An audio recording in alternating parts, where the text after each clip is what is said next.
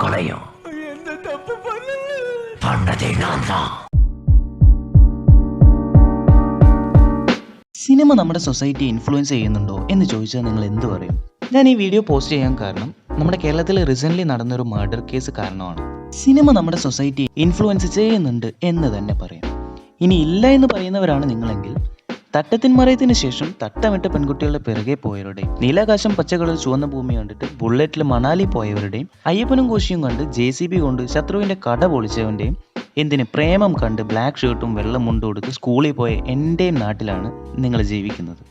ഒരു സിനിമയ്ക്ക് നമ്മളെ ഡിസ്ഗസ്റ്റഡ് ആക്കാനും മോട്ടിവേറ്റഡ് ആക്കാനും സങ്കടപ്പെടുത്താനും ഒക്കെ പറ്റും. ഒരു സിനിമ ഒരാളെ നല്ല രീതിയിൽ ഇൻഫ്ലുവൻസ് ചെയ്യുന്നുണ്ടെങ്കിൽ അതുപോലെ തന്നെ ഒരാളെ ഒരു സിനിമയ്ക്ക് മോശമായും ഇൻഫ്ലുവൻസ് ചെയ്യാൻ സാധിക്കും. എന്നാൽ ഇത് സിനിമയുടെ തെറ്റാണോ അതോ നമ്മുടെ തെറ്റോ? പബ്ലിക് കാണുന്ന സിനിമ, അതിലേതെല്ലാം സർട്ടിഫിക്കറ്റ് ഒരു സിനിമയ്ക്ക് കൊടുക്കണം, അത് എത്ര വയസ്സുള്ളവർ കാണണം എന്നെല്ലാം തീരുമാനിക്കുന്ന സെൻസർ ബോർഡുള്ള ഒരു രാജ്യത്താണ് നിങ്ങൾ ജീവിക്കുന്നത്. എന്നാൽ ഈ സെൻസർ ബോർഡിൻ്റെ ടേബിളിൽ മാത്രം നടന്നാൽ മതിയോ? ഞാനൊരു എക്സാമ്പിൾ പറഞ്ഞുതരാം. 2019 ജോക്കർ മൂവി ഇറങ്ങുന്നത്. അന്ന് എനിക്ക് 19 വയസ്സ്. ജോക്കർ A-rated ആണ്. So I want to prove I am 19. അതുകൊണ്ട് ആധാർ കാർഡ് കൊണ്ടാണ് ഞാൻ തിയേറ്ററിലേക്ക് പോയത്. എന്നാൽ തിയേറ്ററുകാർ അതെന്നോട് ചോദിച്ചത് പോലുമില്ല. എന്ന് മാത്രമല്ല, കൊച്ചു കുട്ടികളടക്കം തിയേറ്ററിൽ ഇരുന്ന് ആ സിനിമ കണ്ടു. The same incident happen while watching Marco.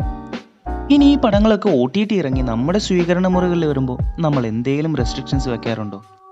Leave it. ഇത് കുട്ടികളുടെ കാര്യമല്ല. പല ഏജ് കാറ്റഗറിയിലുള്ളവരെയും സിനിമ ഇൻഫ്ലുവൻസ് ചെയ്യുന്നുണ്ട്. സിനിമ കാരണം ഒരുപാട് മോശം കാര്യങ്ങൾ ഗ്ലോറിഫൈ ചെയ്യപ്പെടുന്നുണ്ട്. അതിലൊന്ന് പുരുഷന്മാരുടെ സ്റ്റോക്കിംഗ്, ടോക്സിക് മാസ്കുലിനിറ്റി. പണ്ട് ഫെയർ സ്കിൻ ആയിരുന്നെങ്കിൽ ഇപ്പോൾ ക്ലിയർ സ്കിൻ സുപ്രീമസി. ഇനി എക്സ്ട്രീം വെർഷൻ നോക്കുകയാണെന്നുണ്ടെങ്കിൽ റേസിസം, റേപ്പ്, മർഡർ, അങ്ങനെ പോകാൻ ലിസ്റ്റ്. ഇപ്പോൾ കാനിബലിസവും എല്ലാം ഉണ്ട്. 30 സെക്കൻഡുള്ള ഒരു ഇൻസ്റ്റഗ്രാം റീലിന് നമ്മുടെ മൂഡ് ചേഞ്ച് ആക്കാമെങ്കിൽ 2.5 മണിക്കൂറുള്ള ഒരു സിനിമയ്ക്ക് നമ്മളെ ഇൻഫ്ലുവൻസ് ചെയ്തൂടെ? അർജുൻ റെഡ്ഡി കണ്ട് ബ്രേക്കപ്പ് ആയ പലരും താടിയും വളർത്തി വെള്ളം അടിച്ച് ഡ്രഗ്സും യൂസ് ചെയ്ത് നടക്കുന്നത് കണ്ടിട്ടുണ്ട്.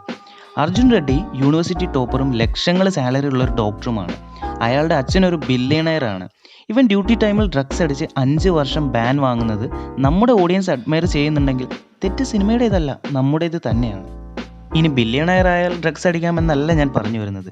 സിനിമയിൽ നായകനും വില്ലനും BGM ഒക്കെ ഇട്ട് വെള്ളം അടിക്കുന്നതും കഞ്ചാവ് അടിക്കുന്നതും ആളെ കൊല്ലുന്നതും തിന്നുന്നതും കാണാൻ നല്ല രസമുണ്ടായിരിക്കും. But you guys have to realise that അതെല്ലാം ഹുക്ക് മൊമെൻറ്റ്സ് ആണ്.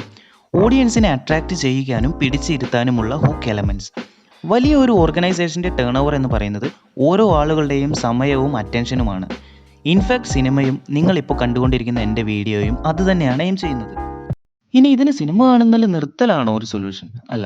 നമ്മൾ ചെയ്യാൻ പോകുന്നൊരു കാര്യം നമ്മളെ പേഴ്സണലിയോ അല്ലെങ്കിൽ മറ്റൊരാളെയോ പ്രകൃതിയെയോ മോശമായി ബാധിക്കുമെന്നറിഞ്ഞാൽ ആ പ്രവൃത്തി ചെയ്യരുത്. നമ്മുടെ സ്കൂൾസിലെ പ്രൈമറി ക്ലാസ്സുകൾ തൊട്ടേ പേഴ്സണാലിറ്റി ഡെവലപ്മെൻറ്റുകളൊക്കെ കൊടുക്കണം. കുട്ടികൾക്ക് തെറ്റും ശരിയും പോലും മനസ്സിലാക്കി കൊടുക്കാൻ കഴിയുന്നില്ലെങ്കിൽ എന്തിനാണ് വെറുതെ കുറേ വിദ്യാഭ്യാസ സ്ഥാപനങ്ങൾ? മെൻ്റൽ ഹെൽത്ത് കൈകാര്യം ചെയ്യുന്ന ഡോക്ടേഴ്സിനെ എല്ലാ സ്കൂളിലും നിയമിക്കണം. എല്ലാ പാരൻസിനും പ്രോപ്പർ പാരൻറ്റിങ് എന്താണെന്ന് പറഞ്ഞു കൊടുക്കണം. ഈ ലോകം നമ്മളെ മാനിപ്പുലേറ്റ് ചെയ്തുകൊണ്ടേയിരിക്കും. പക്ഷേ നമുക്ക് സ്വന്തമായൊരു നിലപാട് വേണം. ഇനിയും സിനിമയും സീരീസും ഒക്കെ കണ്ട് തല്ലാനും കൊല്ലാനും പോകാൻ തോന്നുന്നുണ്ടെങ്കിൽ ഗെറ്റ് എ ലൈഫ് മാൻ.